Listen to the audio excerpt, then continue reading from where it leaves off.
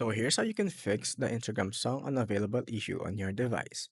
First, you'll want to exit on Instagram and go to your phone's settings. In the search bar, look for languages or perhaps languages and region. From here, toggle languages and then click on add a language.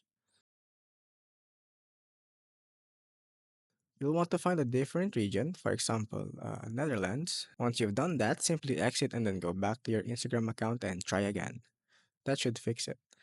However, if it doesn't fix it, what you'll want to do is go to your phone and find the Instagram app, then press and hold on the Instagram app and click on the first option that says App Info.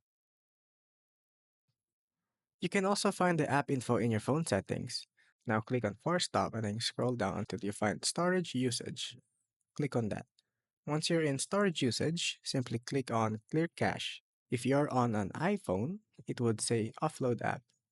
Once you've done that, what I recommend you do is uninstall the Instagram app and then reinstall it. This will force it to update to the latest version and possibly help you get the song.